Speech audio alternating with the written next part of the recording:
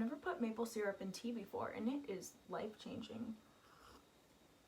But that's still really hot. Hi there, how are you doing? My name is Serena, and today I am talking about things that I will never forgive the Harry Potter movies for. I am here with my Harry Potter shrine and my Gryffindor sweater, and this, yeah, there, it says "Have a Biscuit, Potter," and it's on a page of, oh, it's on a page of Order of the Phoenix. That's so nice, because it's a quote that McGonagall says to Harry in Order of the Phoenix, and I wish it was in the movies, which I didn't add to my list, but there's a way to start this thing off. So I love these movies. I think they're fantastic adaptations. Not a single one of them is a bad movie in my opinion. Prisoner of Azkaban is one of my favorite movies ever. I have watched it a zillion times. There was a few weeks ago where I watched it 3.5 times in 1 week. But despite loving these movies more than I will love my firstborn child probably, there are some issues that cannot be ignored. With any book to movie adaptation, things are going to be left out, but there are some things that break my heart that they left out. So that's all I'm here to talk about today. Just a little rant about the things I wish they kept in and that I will never forgive them for. I'm gonna start with some quick things that I don't really need to elaborate on, but I do need to mention. Stripping Ginny of her entire personality. Getting rid of Lee Jordan after book 2. Cutting Dobby from every movie except Chamber of Secrets and the Deathly Hallows. Making Hermione's Yule Ball dress pink instead of periwinkle or even another shade of purple or blue. No Bill Weasley in Goblet of Fire. Making Beauxbatons an all-girls school and Durmstrang an all-boys school for whatever reason. Hardly explaining the Marauders because they are so much fun. Ron and Hermione's actual first kiss. Giving no context or build-up or really anything to Tonks and Remus's relationship. Not mentioning Teddy Lupin until that awkward expositional line in the Forbidden Forest about how Remus suddenly has a son. There's no need to call me Sir Professor. Harry and Ginny's relationship having no substance. She's literally one of his last thoughts before he dies. Kreacher leading the house elves into the Battle of Hogwarts in the name of Regulus Black. Harry not having his mother's eyes. And lastly, cutting Charlie Weasley almost entirely except for a few throwaway mentions about him. Okay, now that that's all out of the way, I have some longer thoughts. I'm 100% okay with the fact that they aged up Snape, Remus, Peter, and Sirius. I think they did it because they wanted Alan Rickman so badly, and then obviously the rest of them had to match him. And if aging them up is why we have Alan Rickman's performance as Snape, I do not care because he was made to play that role. He did it fantastically. But I am not okay with them aging up Lily and James in the Mirror of Erised and the Forbidden Forest and in the flashbacks because it makes no sense. I think it's really important that James and Lily were so young when they were killed by Voldemort. It makes the whole thing a lot more heartbreaking, and I think nothing is more heartbreaking than 17-year-old Harry coming face to face with 21-year-old James and Lily in the Forbidden Forest before he's about to die. Oh my god, that would have been so heart-wrenching to see, but instead you have people who look like they're old enough to be Daniel Radcliffe's parents, but that isn't accurate. Like, they should not look the same age as present day Remus, Sirius, Peter, and Snape. Like, it doesn't make any sense, and I don't know how the filmmakers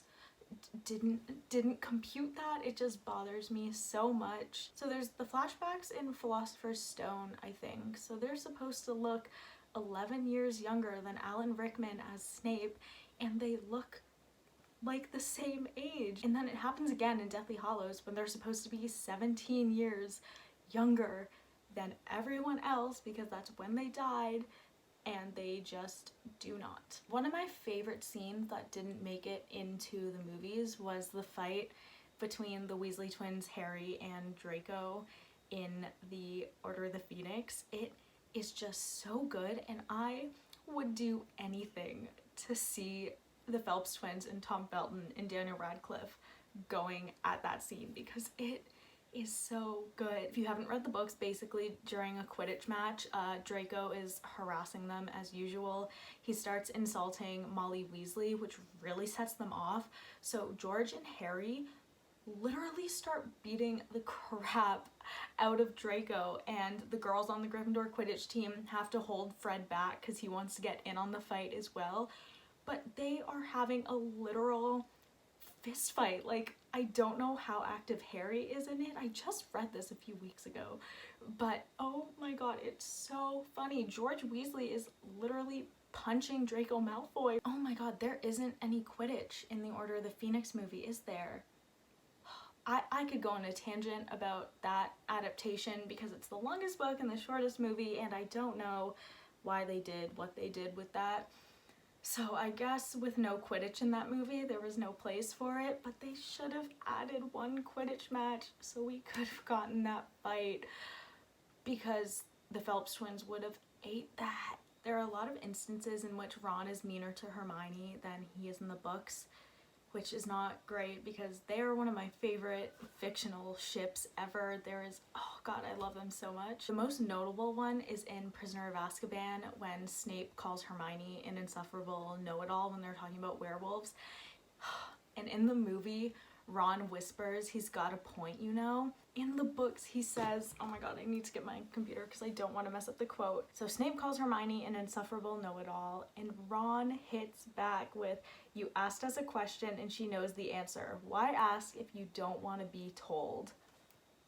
Oh, there's a lot of character assassination on Ron in the movies, but that is one thing that makes my blood boil a little bit. Oh my god. It's one of my favorite Ron quotes, and they said, no, let's give him a snarky remark to be meaner to Hermione, and I can't stand it. Ron is also a lot more protective of Hermione in the books, and we don't get to see that in the movies as much. Like, when she is taken in Malfoy Manor, he is losing his mind. I know he's upset, like, when they're in the dungeon and they hear her being tortured, but he is like begging and screaming that they take him instead and they torture him and they let Hermione go. Where was that energy? Oh my god, that also infuriates me. The Malfoy Manor scene is obviously really sad and hard to watch in Deathly Hallows, but Ron screaming, "Take me instead," or whatever it is he says, it's along those lines. Oh my god, it would have broken my heart more than it already does. And just, a lot of people who have just seen the movies also don't understand why Ron and Hermione get together, and it's little scenes like that that make you realize that they care about each other so much and they're meant to be together forever. I feel like I'm reverting back to my 12-year-old self, like crying and reading Ron and Hermione fan fiction instead of paying attention at school. This one doesn't really require a tangent, but I really don't like the way they changed how Fred asks Angelina to the Yule Ball. In the books, I don't know if they're in the Great Hall or if they're in the Gryffindor Common Room, but instead of doing what is a cute moment like whispering and the miming, the dancing and stuff, instead of doing that, he fully just stands up and yells across the room at her. And I don't know if it's a sweeter moment, but I think it's more on brand and would have been just really funny to see. I will never not be upset that they omitted SPEW, the Society for the Promotion of Elfish Welfare. Is that right? I think it is. Which is Hermione's organization once she finds out how house elves are treated by wizards. And I get this one. It would be very time consuming to do this justice. It would not have been given the time it deserved or needed in the movies. It just opens up a whole can of worms with house elves and Dobby's relationship with the trio past what we see in the movies, and just like the house elves function at Hogwarts. So I understand. So I guess this is the one thing I can forgive them for. In the alternate universe where the Harry Potter books were adapted to a 7-season miniseries, I'm sure SPEW would get all the screen time it deserved. It just adds to Hermione's character, makes her a bit more interesting, and shows that she has passions other than just schoolwork. So finally, a glaring omission and an issue is the attack on the Burrow in Half-Blood Prince, because that doesn't happen in the books at all. And I just don't, oh my god, I hate it. Just what is the point? It doesn't make any sense why it's there. There's no lasting consequences. No one dies. Literally nothing important happens except the Burrow being burnt down.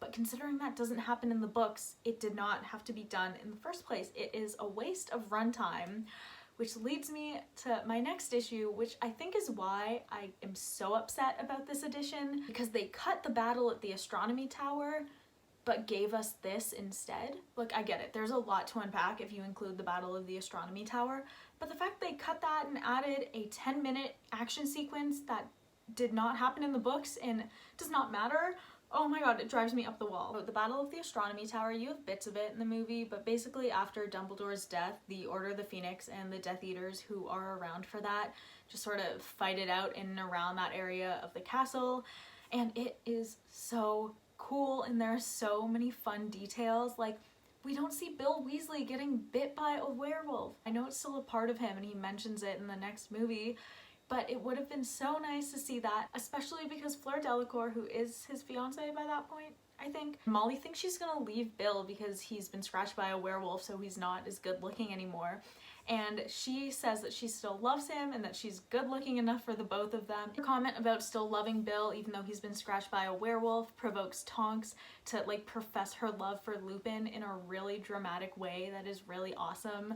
And I'm upset that that is cut too. Again, doing that would have opened up a whole can of worms, because at this point, like, you don't know that Fleur and Bill are together until the start of Deathly Hallows, which also annoys me. She's just randomly there, and if you didn't read the books, I don't know if it's clear that she and Bill are properly together. Like, it just, I don't know, it feels really random, and I love the Battle of the Astronomy Tower, so Steve Kloves, you're never getting forgiven for that one. I know we get bits of it, like Harry chasing after Snape and stuff, and it's a cool sequence, but as someone who is a sucker for romance, they cut out some of my favorite moments. I just love the Fleur and Bill stuff. It's a hilarious and really sweet moment. And that's it, or at least all I can think of for now. I wish there was a world where we got movies that were 100% first page to the last page, just exactly what was written down. I know I'm in the minority and not many people would sit down and watch 7 4-hour movies, but ugh, that would be so good. Anyways, thanks for watching and listening to me rant and ramble. Bye!